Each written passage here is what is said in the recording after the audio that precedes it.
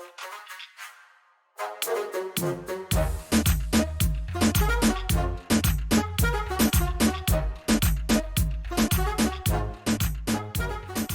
of the types of discomfort with testing that's super important to talk about is the emotional discomfort, the stress and duress and the fear that can get connected to testing for STIs and knowing an STI status. And the source of those types of fears are rooted in sex shame, STI stigma, and just health shame in general. Sex shame, like everything else, is intersectional. It means that different aspects of our identity are going to impact the way that we experience sex shame, with sex shame being both external and internalized negative emotions, anxiety, guilt around different types of sexual activity. And as that translates into what that means about you as a person. Sex shame can be something that we do to ourselves, and it can be something that we do to others by being judgmental of different types of sex they have or their reasons for having sex. Discussing sex shame can be a whole other video itself. I'm going to link some articles and videos and other sources of information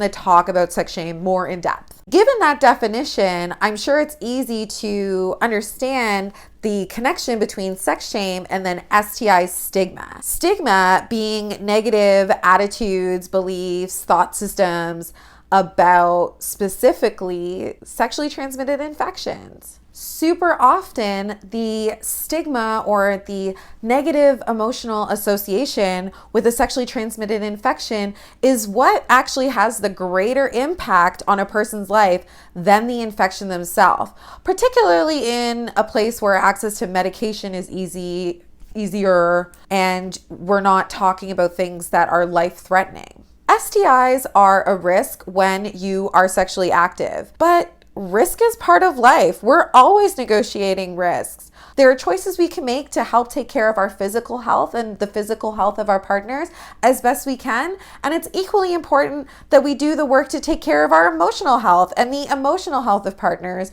Things like unpacking internalized STI stigma and sex shame. It can be so helpful to check in with yourself about what it is that you start to feel when you think about having a positive STI result or having a positive STI status, especially when it comes to something that isn't curable like herpes or HIV. And to always remember that, yeah, sure, anything that affects our health is going to be undesirable.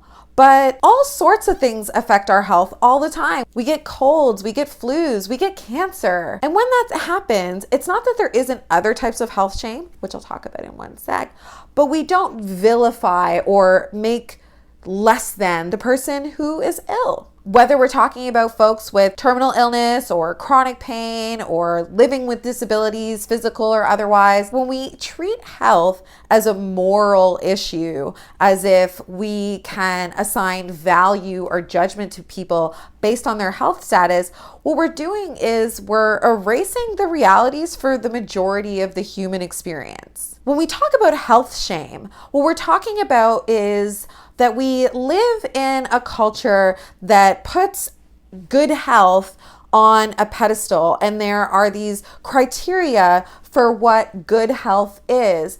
But what happens when we do that is we really discount and erase the lived experiences of probably most people. And sometimes those criteria come out to be like really arbitrary, like the BMI, for example. Health can't be thought of as this umbrella. There's all different types of ways that we can be healthy or unhealthy. I mean, ideally we're healthy and nothing impacts us in our entire lives, but that's just not a realistic expectation for what it is to be a human being that is moving through the world with other human beings. So as we move through the world as human beings with other human beings, Let's try and practice empathy. Let's try and practice seeing others as whole and not judging them based on a health status or not assigning value or lesser value to others or ourselves if something happens, like we get chlamydia. A few final considerations.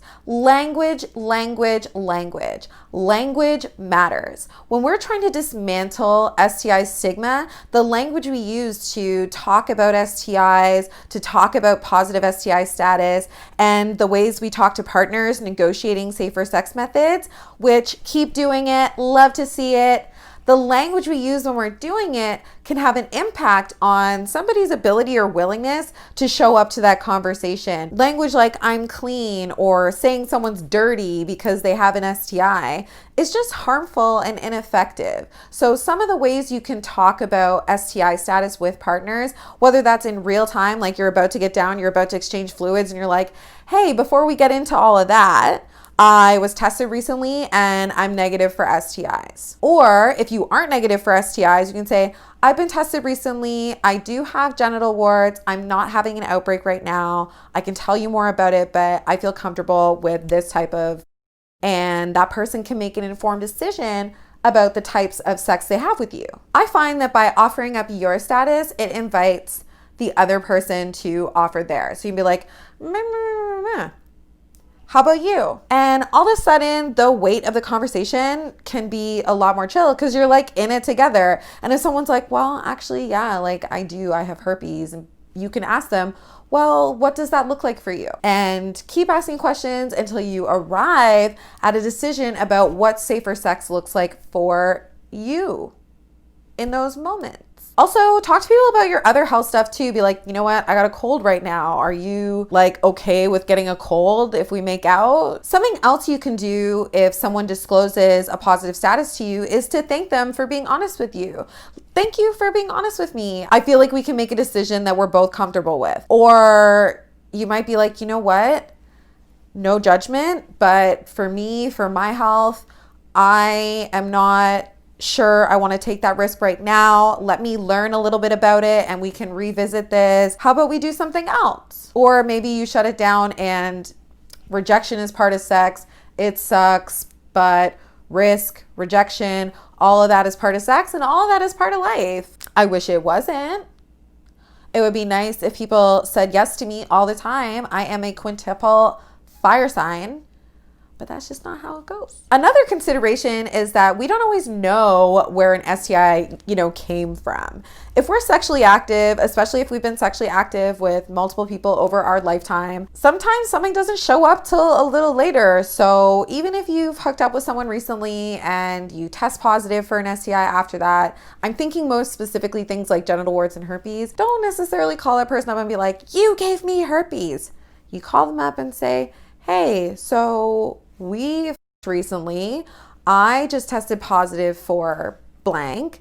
You might want to go get tested. You can apologize if you want to. I mean, like I would apologize to someone if I knew that I gave them the flu or if I thought I gave them the flu.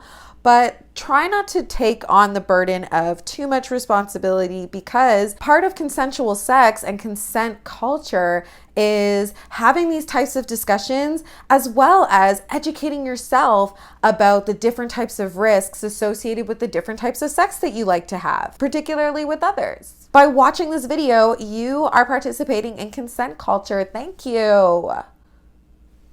That's it for this episode of Sexy Sexual Health Education. I hope you remember that practicing safer sex is a practice. Having these conversations can be uncomfortable or awkward, but like lots of stuff is awkward. Like this outro. See you next time.